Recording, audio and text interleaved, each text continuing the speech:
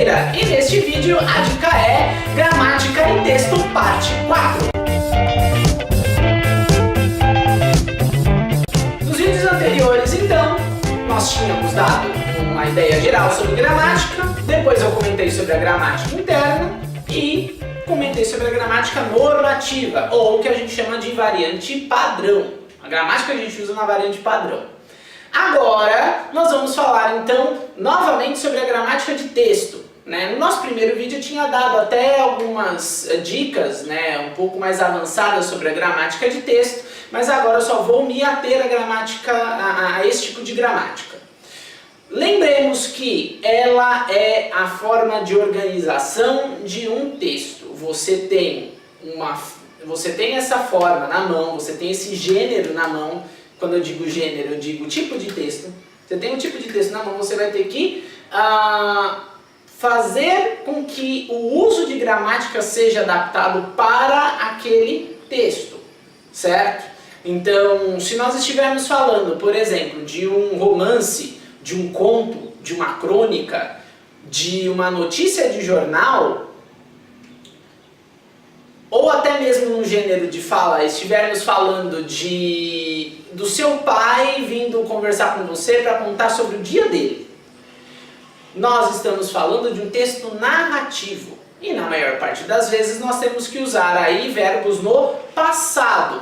Once upon a time, there was a beautiful young girl called Rindy Seller. Por exemplo, usando estruturas que eu fiz no vídeo anterior. I went to the shopping mall last weekend. Ou você pode usar o present perfect, que tem a ver com o seu presente. I have got $500. Então você tem aí estruturas das quais você pode usar no passado, certo? Dentro de um texto narrativo, dentro de uma historinha que você está contando. Você também pode usar o chamado past perfect. Os alunos também têm muita dificuldade, que é aquele passado antes do passado. Então, I had arrived at home by 5 o'clock, a little bit after she left. Então eu estou usando dois contextos. Então eu estou falando que eu cheguei primeiro e um pouquinho depois uma outra pessoa, qual o pronome she, saiu da casa. Então eu tenho duas formas de passado. Então aí você está falando de narrativas, né? Se eu for falar de um texto descritivo, por exemplo, eu vou ter que usar mais, eu posso usar no passado, geralmente é o passado simples, o simple past, mas eu vou usar também muitas estruturas no presente. Now men's brains are very unique. Men's brains are made up of little boxes. And we have a box for everything. We've got a box for the car. We got a box for the money, we got a box for the job, we got a box for you, we got a box for the kids, we got a box for your mother somewhere in the basement. Então é esse tipo de coisa que a gente tem que ter em mente quando a gente trabalha com os textos. No caso do texto descritivo, a gente também pode usar muito o verbo to be, ou verbos de ligação, né? She is quite talkative, por exemplo. She's very talkative, também. Só mudando aí o advérbio. Assim como eu também posso usar verbos de ligação como she stays at home all day long. Eu não estou fazendo uma ação aí, O verbo stay ele não é um verbo de ação, ele é um verbo de ligação, Que a pessoa tá lá, fica, ela é estática. Então eu vou usar esses tipos de verbos, esses tipos de construções em textos descritivos. Textos dissertativos, você vai usar construções para argumentar, para você conseguir ganhar uma discussão. Você está lá no debate político, aproveitando que nós estamos em tempo de eleição, um debate político são todos os políticos tentando te convencer a votar neles. Não lhe dou a parte. Não pode dar a parte. Não lhe dou a parte porque ele é antirregimental. Não lhe dou a parte. Não dá porque não pode. Não dou. Não lhe dou a parte. O filhote da ditadura não, senhor, está aqui se não lhe dou a parte. O senhor tenha respeito. Filhote da ditadura. Desequilibrado. E claro que o texto dissertativo é um pouco mais aberto. Você pode usar verbos no passado, você pode usar estruturas no presente e coisas para o futuro, Geralmente as promessas de campanha, Pensando aí no político. né? Mas também você pode fazer um texto sobre algo que você gosta, alguma coisa que aconteceu, alguma opinião que você precisa expor num blog seu, por exemplo, sobre arte, sobre jogos, sobre lazer, sobre saúde, qualquer tema. Se você quer convencer o seu leitor, você vai ter que fazer um texto em que as estruturas sejam organizadas de modo a convencer esse leitor.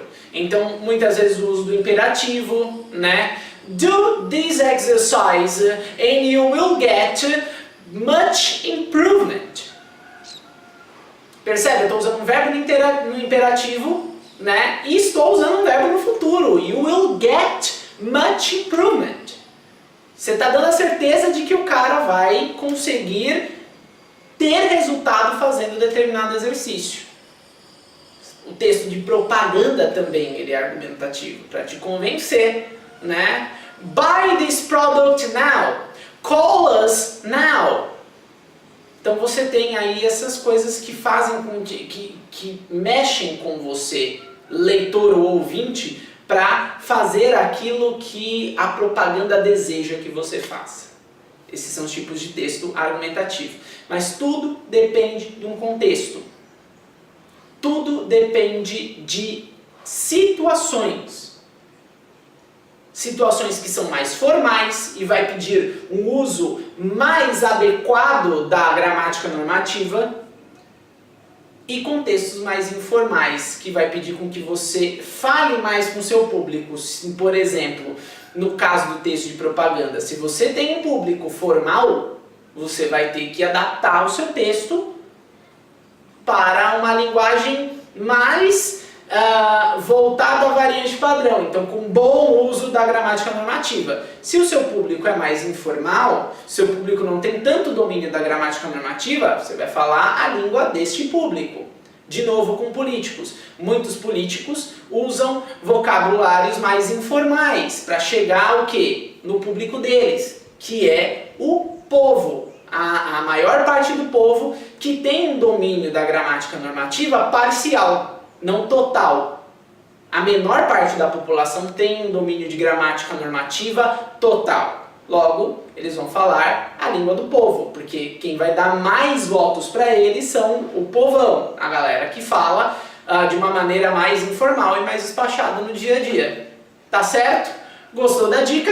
Então, curte nosso canal aqui no YouTube, curte a nossa página no Facebook, deixa aí embaixo, por favor, o seu comentário, sua sugestão, a sua crítica, tudo que for para o nosso crescimento. Se você tiver dúvidas também, pode deixar aí que eu respondo. E se você quiser dar uma visitada no nosso site, o site da Saraiva Serviços Linguísticos, e contratar alguns de nossos serviços, por favor, entre em contato que nós o atenderemos com todo prazer. Tá certo? Obrigado e até o nosso próximo vídeo.